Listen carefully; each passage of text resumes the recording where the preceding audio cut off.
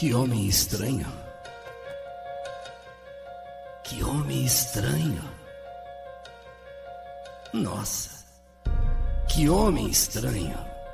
Essa era a frase que mais se ouvia naquela pequena cidade do interior de Minas Gerais quando eu tinha 19 anos. Na fase dos meus 19 anos. Que homem estranho, nossa, credo, que homem estranho. E a grande verdade é que realmente aquele homem era estranho. Sebastião. Um homem de mais ou menos 70 anos de idade na época. Porém, um físico avantajado, um homem de passos rápidos, um homem viril, pele entre clara e um pouquinho morena, sabe? Nem era moreno, nem era totalmente claro. Apesar de estar morando ali, naquele nosso lugar simples, ele sempre andava bem alinhado. Chapéu, calça e camisa bem passadas, sapatos sempre engraxados e um homem de pouquíssimas palavras e que não fazia amizade com ninguém. Agora, ninguém via mulher também na casa dele. Engraçado, roupas bem passadas, bem lavadas, tudo sugeria que ele mesmo lavava, ele mesmo passava, ele mesmo se cuidava. Não tinha mulher, ninguém via ali naquela casa uma mulher fazendo companhia a este homem. Naquela época, ele havia mudado para a casa que ficava na frente da minha casa. Uma casa que estava para alugar há muitos anos, há muito tempo.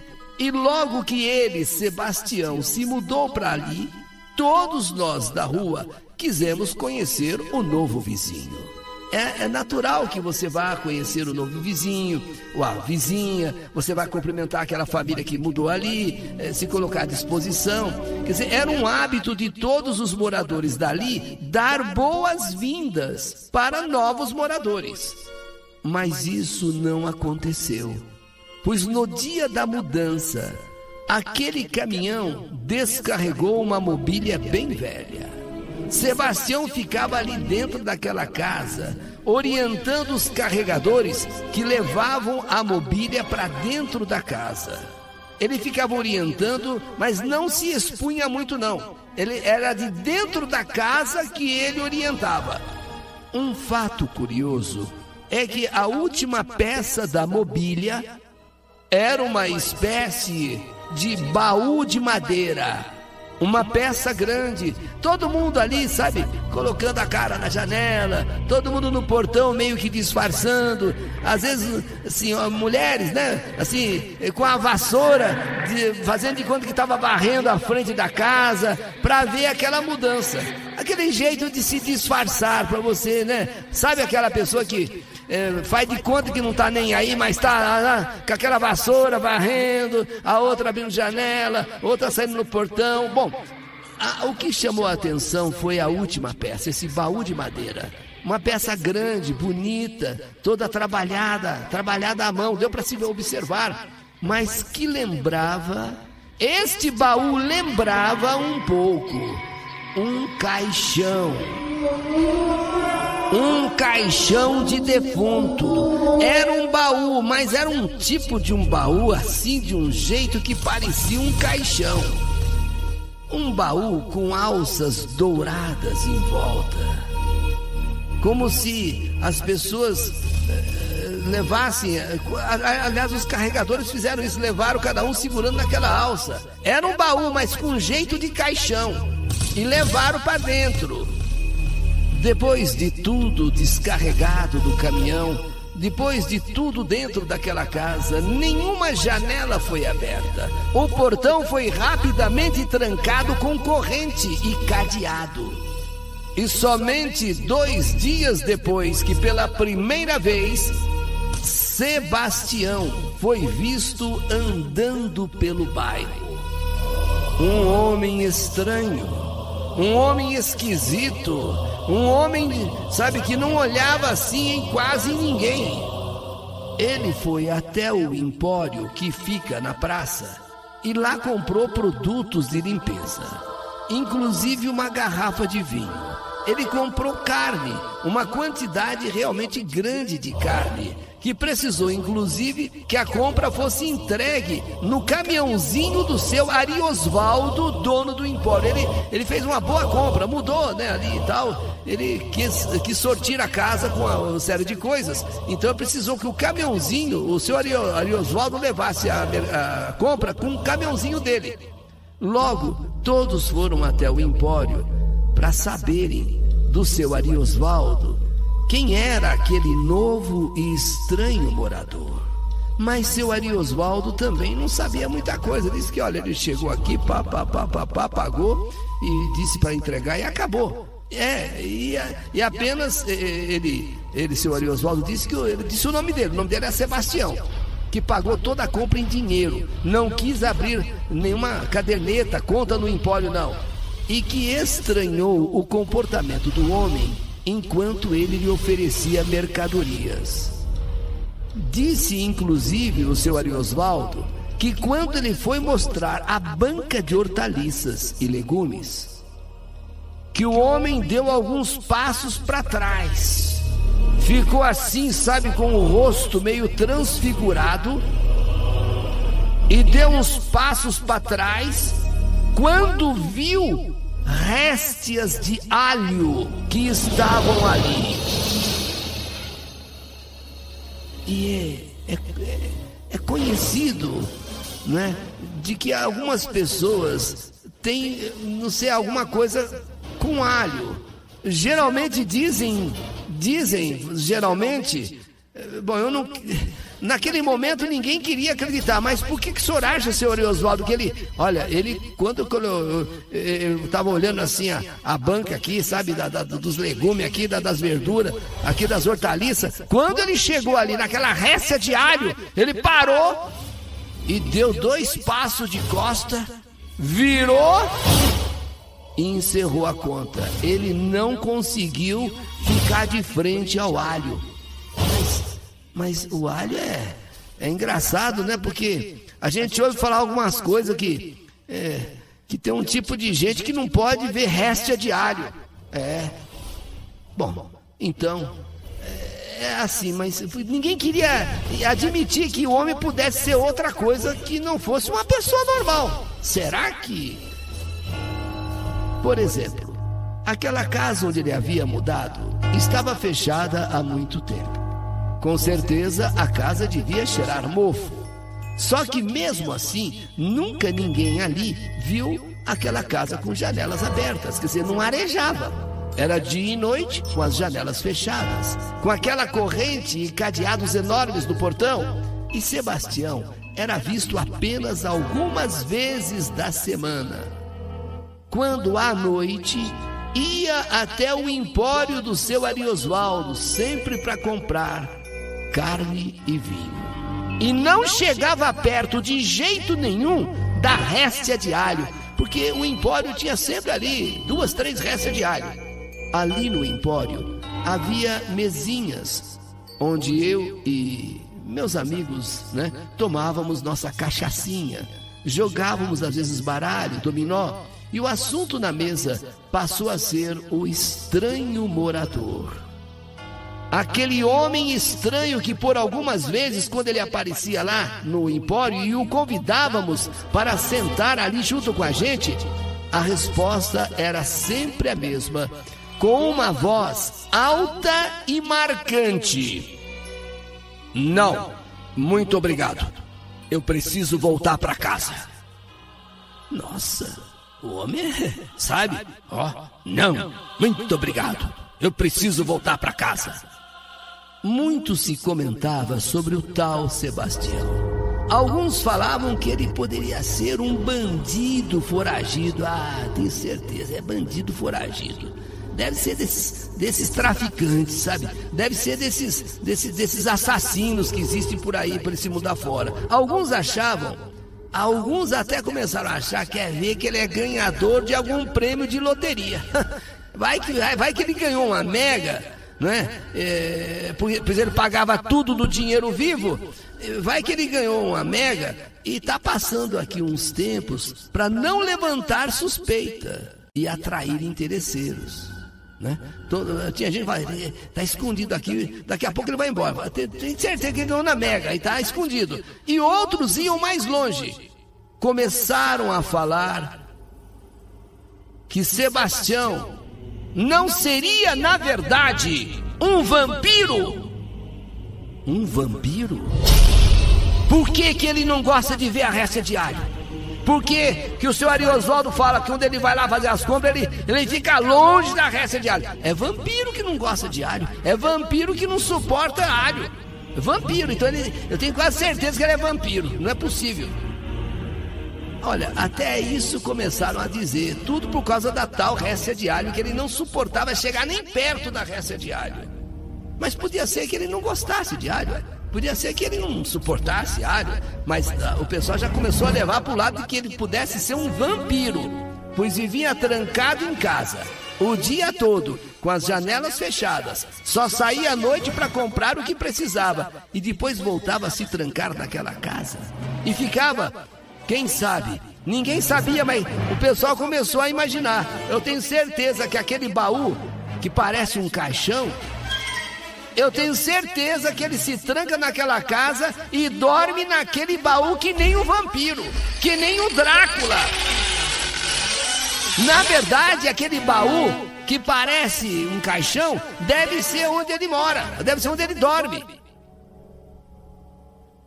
Eu só sei que esses comentários começaram a se espalhar pela pequena cidade. As crianças morriam de medo de Sebastião.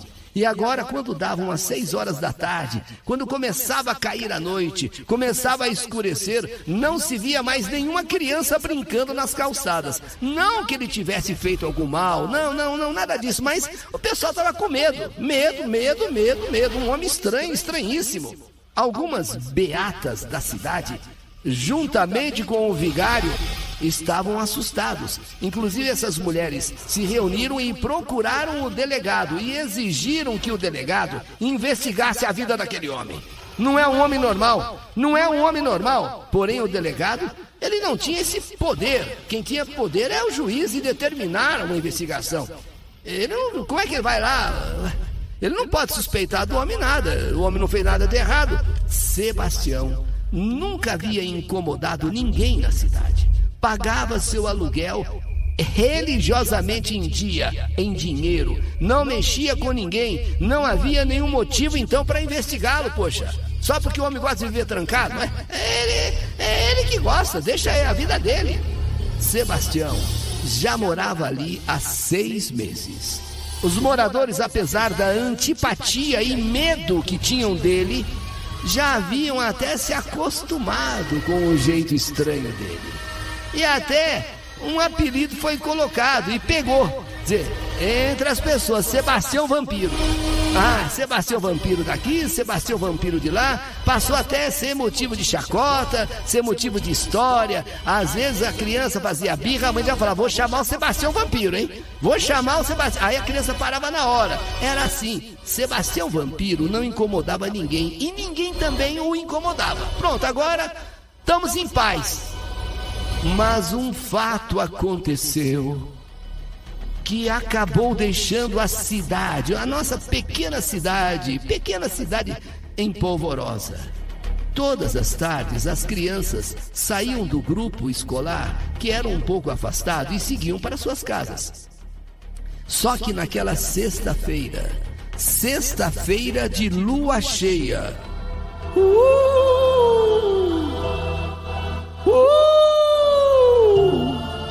sexta-feira, lua cheia. Segundo dizem, é nesta noite de sexta-feira, lua cheia, que o vampiro se manifesta. Ele olha para a lua cheia e uiva como um lobo.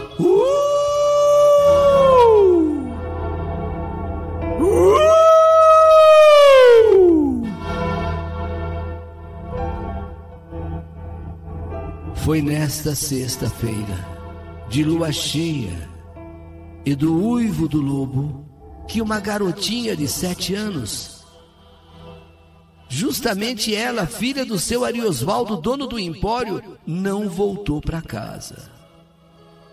a notícia do desaparecimento de Amelinha, logo se espalhou pela cidade, pela pequena cidade, e todos saíram à procura dela, Amélia, inclusive eu.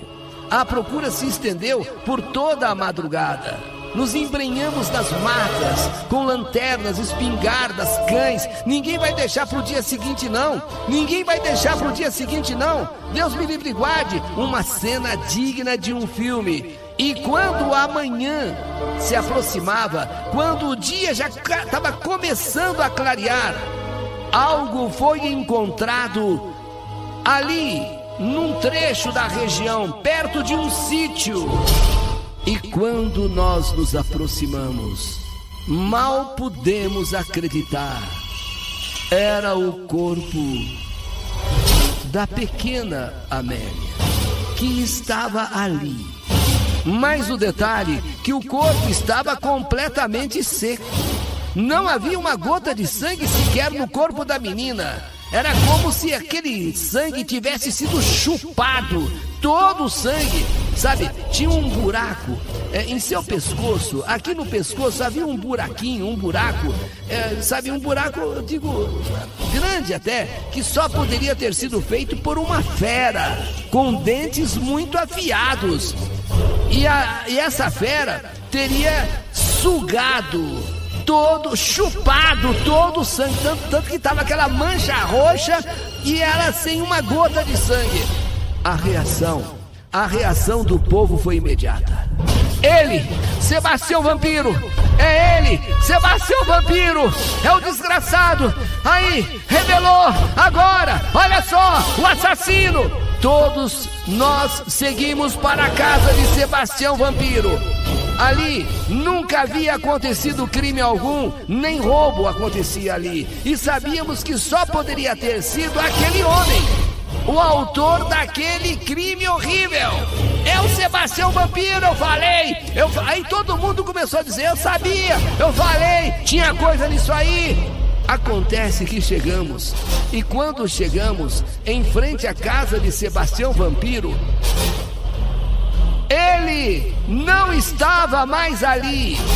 Ele tinha, durante essa caça, essa procura da menina, ele, Sebastião Vampiro, na surdina, na madrugada, havia desaparecido. E não poderia estar longe. Ele não pode estar longe. Há uma única estrada por onde ele veio e por onde ele está indo embora. Então vamos atrás. É ele que é o vampiro. É ele. Longe, não havia uma única estrada por onde ele poderia ter desviado. Afinal, olha, ele está indo com uma mudança. Só poderia ter ido lentamente por aquela estrada que era de terra pela qual ele veio e pela qual ele está indo embora. Não tem outra estrada. E os moradores, que tinham carro, poucos naquela época, se aventuraram na estrada em busca de Sebastião Vampiro. Uns cortaram daqui, outros cortaram dali. Uns iam a cavalo, inclusive pelas matas, e outras localidades ali avisadas. Olha, cuidado, Sebastião Vampiro! Emboscadas foram montadas. Mas o fato é que nem caminhão, pequeno caminhão de mudanças, e nem tampouco Sebastião Vampiro foram avistados mais naquelas paragens. E esse mistério nunca foi desvendado. Eu sei que para muitos é apenas uma história, um caos do interior. Mas eu, Arlindo Noronha, escrevo essa carta com 83 anos de idade para revelar algo que há tantos anos eu carrego dentro de mim. Eu quero morrer, mas ao mesmo tempo quero me livrar desse peso. Hoje, com 83 anos de idade, eu garanto a todos: essa história aconteceu e eu fui parte dela. E afirmo: se você não acredita que vampiro existe, saiba que você está enganado. Sebastião Vampiro, ele esteve perto de todos nós.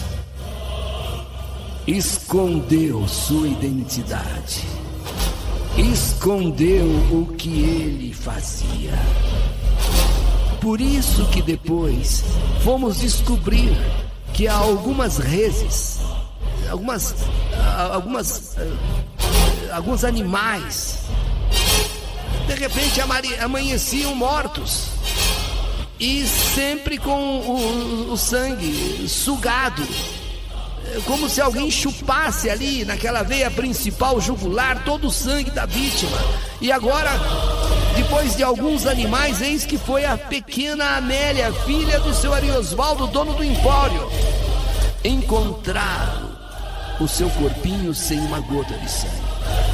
Todos nós fomos em busca, saímos à procura, mas misteriosamente, assombrosamente, Sebastião Vampiro simplesmente desapareceu.